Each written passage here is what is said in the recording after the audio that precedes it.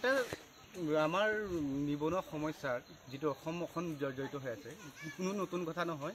বহিৰাজ্যত অসমৰ যুৱক মৃত্যু হোৱা নতুন কথা নহয়। যি কি নহওক মৃত্যু হ'ল, সেইটো ক'বলৈ নাযাওঁ, উপযুক্ত ব্যক্তিয়ে কৈছে।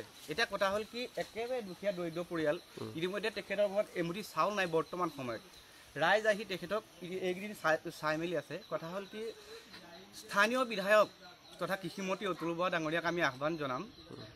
সুন্দৰ আঁচনি প্ৰস্তুত কৰিছে চৰকাৰে, কিন্তু যিবিলাক দুখীয়া দৰিদ্ৰ পৰিয়ালে পাব লাগে, যোনবিলাক যোগ্য হিতাধিকাৰী, তেখেতসকলে আঁচনিসমূহত অন্তৰ্ভুক্ত হোৱা নাই।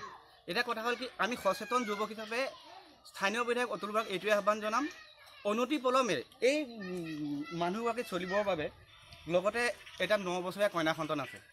এই কন্যা সন্তানটো আৰু এই মানুহগৰাকী চলিবৰ কাৰণে তৎকালীনভাৱে অৰুণোদয় আঁচনিত অন্তৰ্ভুক্ত কৰিব লাগে। এখন BPL কাৰ্ডৰ ব্যৱস্থা কৰি দিব লাগে। লগতে প্ৰধানমন্ত্ৰী আৱাস যোজনাত ঘৰ এটা প্ৰদান কৰিব লাগে। লগতে সকাম নিকামৰ কাৰণে যথেষ্ট টকাৰ প্ৰয়োজন হৈছে। এককালীন সাহায্য দি অকণমান যদি মানুহগৰাকীক সহায় কৰিব পাৰে, আমি স্থানীয় বিধায়কে তেখেতে নিজে আহি সৰজমিন তদন্ত কৰিব লাগে।